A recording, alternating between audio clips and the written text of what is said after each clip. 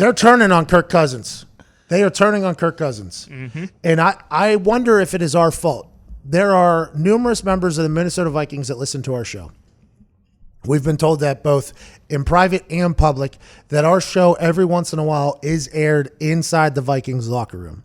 And there for a long time, I feel like I'm a stern but fair guy. I like to give people an opportunity. I like to give people a chance. I gave Kirk Cousins a lot of opportunity and a lot of chances.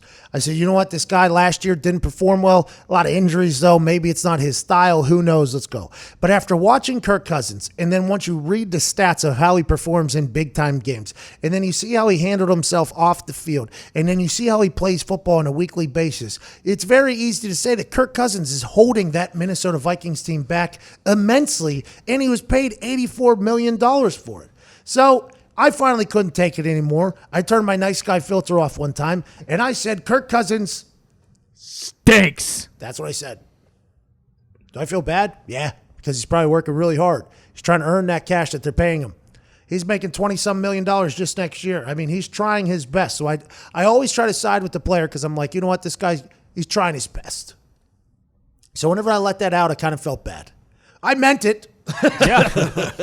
I meant it. You didn't want to have to say it. I didn't want to have to say it, but somebody had to finally say it. And a lot of people were saying it, but I think me saying it, it's a little bit more because I'm usually just super, on the side of the player trying his best. This guy is just trying to make a living. It's not his fault that he's absolutely garbage in primetime. It's not his fault that they cut Case Keenum, got rid of Case Keenum after the Minneapolis Miracle, who's gone on to the Redskins organization, which is the most dysfunctional organization in the history of professional sports possibly. And they bring this guy in who says, you like that, to be their savior. All of a sudden, Zimmer's got a team. They're in a good spot. But really, he has been dog grumpy awful over there.